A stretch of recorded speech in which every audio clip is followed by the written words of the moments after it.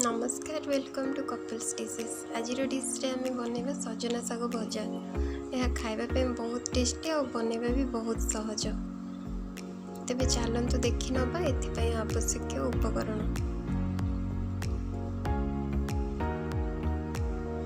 एठी मु सजना साग को भल से धोईकी रखी स्वाद अनुसार लुण नहीं कि पंचफुटण और गोटे सुखिला लंका को नहीं 2-3 चम्मच सोरिष तेल नहीं अल्प नड़िया कोरा नहीं गोटे छोट पियाज को काटिकी नहीं। एबे हमें पैन को गरम करदबा।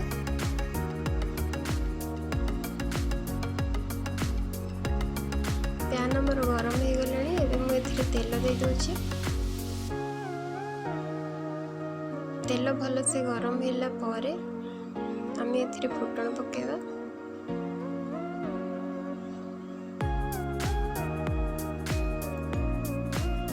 फुटण और लंका को भल से हवापाई छाड़दबा।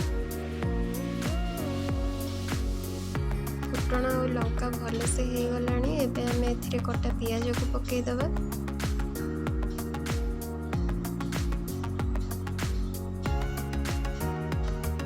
पियाज को हल्का ब्राउन कलर हवा जाए भाजिबा, बेसी भाजिबा नहीं।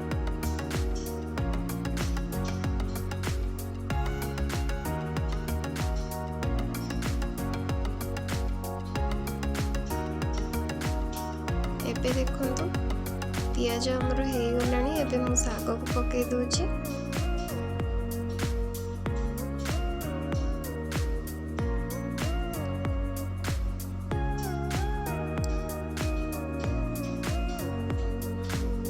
एबे मु एथिरे स्वाद अनुसार लुण को दे दोची। आपण चाहिए साग नरम होला परे मध्य लुण पके पारिबे। एठी मु हाफ चम्मच टू कम टिके लुण पकेची। तापरे मु कोरा नड़िया को पके दोची। तापरे से सब को भल से मिसई दोची।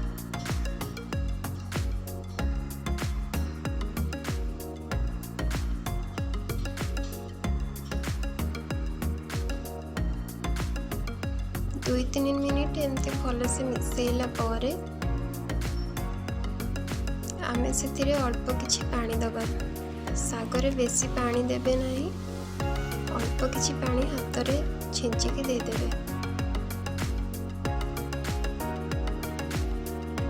देखंतु मु एबे एठी अल्प किछि पानी हाथ रे बस एमती छिटा दे दोची।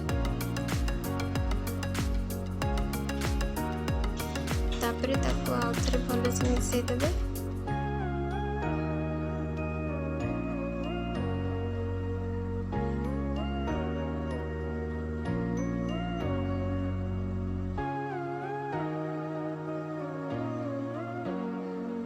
एबे हमें आपको घोड़े दबा 5-7 मिनिट पाई।